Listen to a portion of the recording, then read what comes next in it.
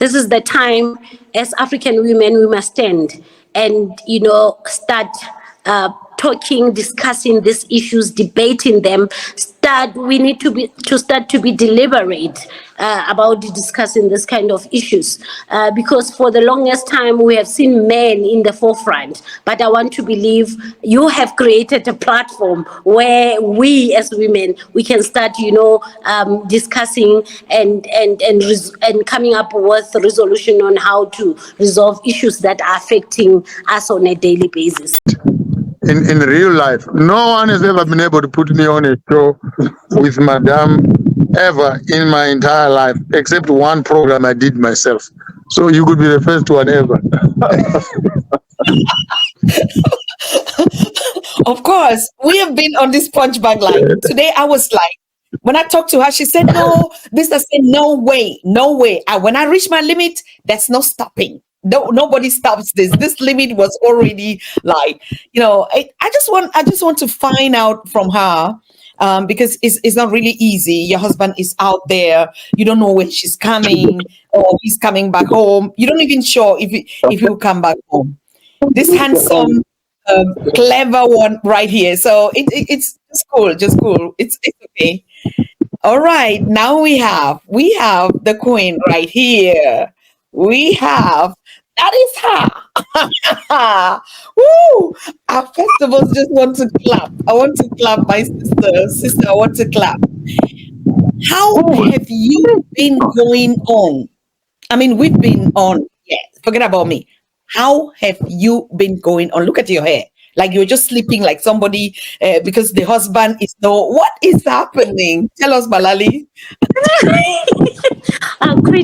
Greetings all. I guess it has been a hectic, almost 9 days to be exact.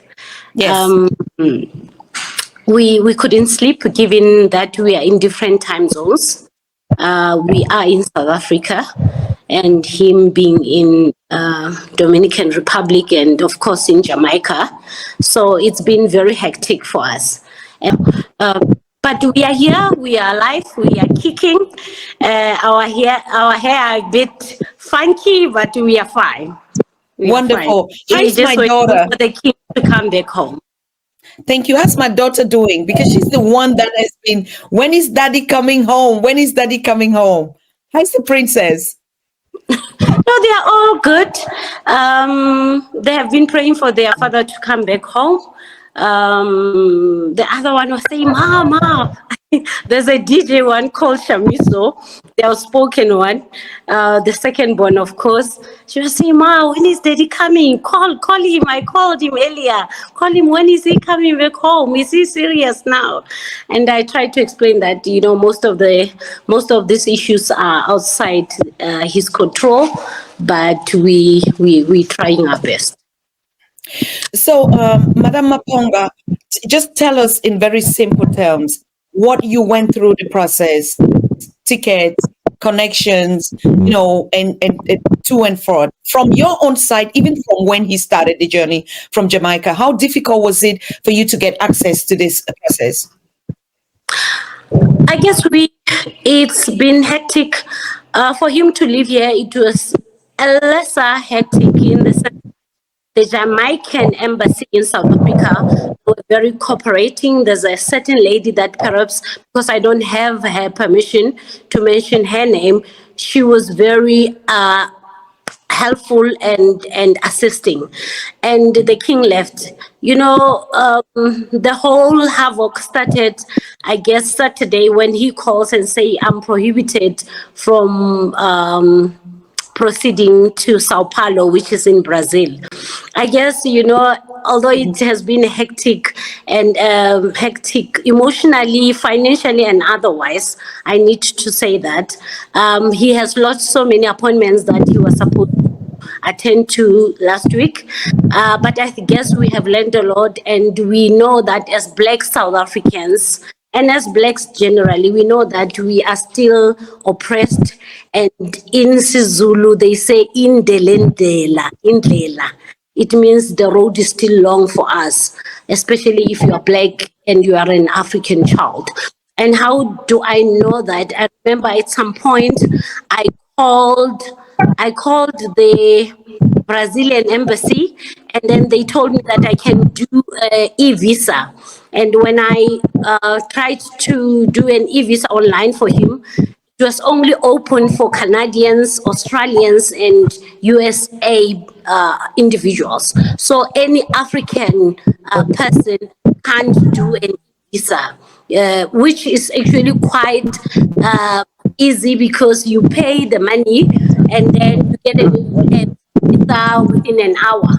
I applied for the visa, they accepted the money, but the refund also is quite an effective system actually that Africans are prohibited from partaking in, because I did the application and then they rejected the king because of his nationality, but they also refunded. The refund was immediately. So I'm saying, as African children, we are in trouble because some people are more equal than others, like Canadians, Australians, and USA individuals can do a e-visa, and they can even get it in an hour's time. So that must be very hard, isn't it? I mean, sometimes we hear about racism or all this act, but being pushed and slapped in the face just like that, I think, you know. Yeah, but I also want to thank my husband for knowing his temperaments. He's been a real king, and thank you so much. I remember one day I was speaking with him over the phone, and they tried to give him a water in a plastic cup, and there was drama. You can imagine, I'm so like miles away from him, and there was drama. Because they couldn't even permit him to buy a bottle of water. Can you imagine? Can you imagine? And you know, I'm sitting here and I'm thinking, even if it's immigration, perhaps procedure, where is human rights in all of this, where you cannot permit a person to just go and procure food? And at some point I remember they even requested him to give them his bank card, and I'm saying, how do you do that? How do you give strangers whom you don't know your own bank card? So in as much as perhaps we need to adhere to immigration laws and regulations, but I guess they also need to treat people with respect. I believe when we talk Western civilization, they talk about human rights, but I want to believe that they are the worst. I'm sorry, but I think they are the worst. No, sorry. There's no sorry about it. If you cannot allow a person to just go and procure water for himself, I mean, and besides that, who would take a water that is not bottled, that is not secured, and drink it when you don't even know where it comes from? You are in a strange land where people are ill-treating you. Those people were ill-treating him, and they're expecting him to take water from a plastic cup. Honestly, it's disheartening. If the West, or they are the best in terms of a democracy, where is democracy when a person for some reasons went into a wrong airport, which is perhaps inherent in error, and then you don't even allow a person to just have decent meal? For me, you know, I'm baffled and I'm still so shocked, honestly. You can say that very loud and unapologetically. Now, my queen, if you compare the way we are receptive on the continent of Africa and the kind of hospitality, I mean, you would say this is night and day, isn't it? And what would you really, advise your children, about this kind of attitude? Because I think first and foremost, I'll say I'm quite thankful and grateful that I'm African, and better still a South African, Zimbabwean. Of course, I'm married to a Zimbabwean. I'm a Zimbabwean. I want to believe that as South Africans, we are very receptive people who has Ubuntu. when you see a person, you would want to assist a person in dignity, not treating a person like a prisoner when a person is not even yet a prisoner. But I want to believe even the prisoners, they have human rights. So I'm just saying we still have a long way to go. My only issue is when somebody of the same color ill treat the same person of the same color and wants to act like they are more equal than them, then for me it's an issue. It's an issue. Then we can say this. In South Africa, we called it apartheid. It goes a long way. I grew up during apartheid times, although I was a little bit younger. But I'm saying I think they are actually worse. The treatment that my husband actually received in Santo, is it Santo Domingo, La Republica airport, I think honestly it was inhuman. It was just not right. And I wanted to tell you something. Then they say to him, the immigration officers, you are free to go. Then we procure a ticket from Santo Domingo to Sao Paulo. After procuring the ticket, then the new shift came in. The previous ones, they left, they went home. There's a new shift now.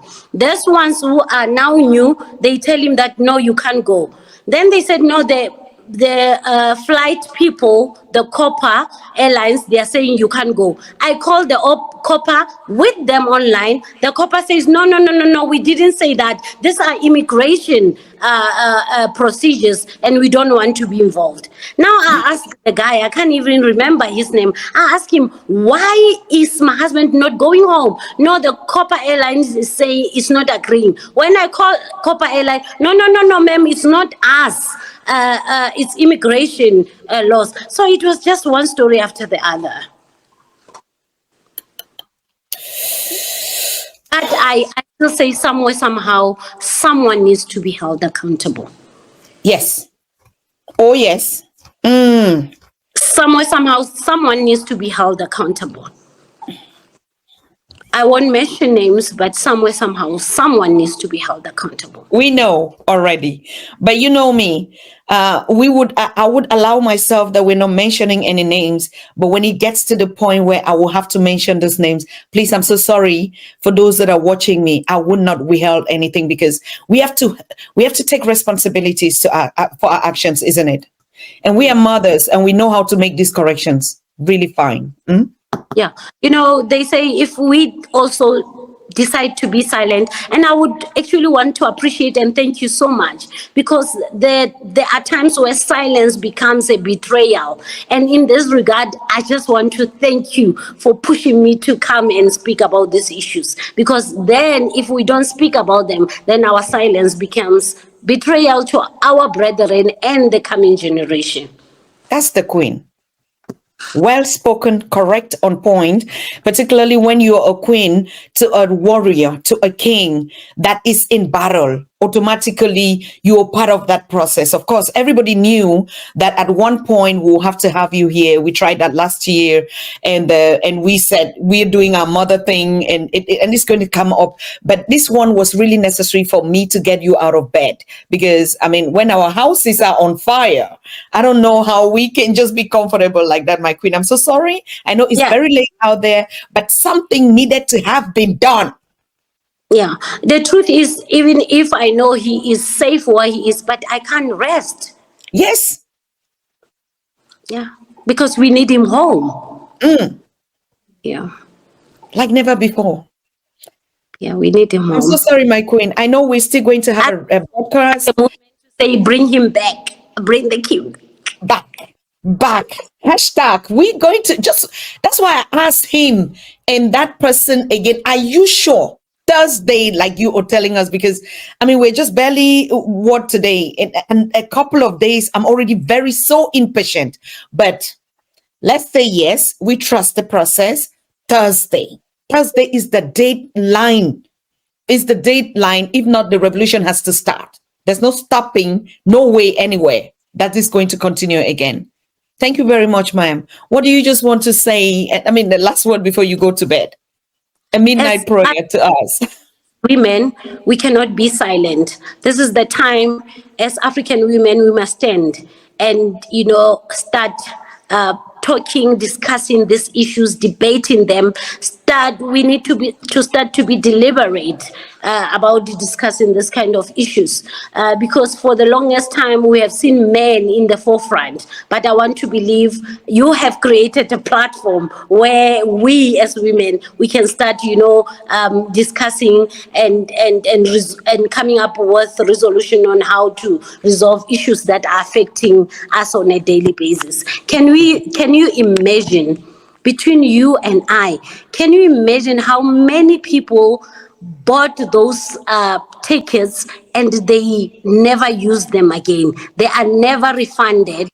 I don't know, I speak bad about the airlines, but can you imagine how much African people have lost because of this immigration laws which are not friendly to the black-skinned people? So I'm saying this is the time we must stand up as women and we must start maybe Thank you very much. discussing.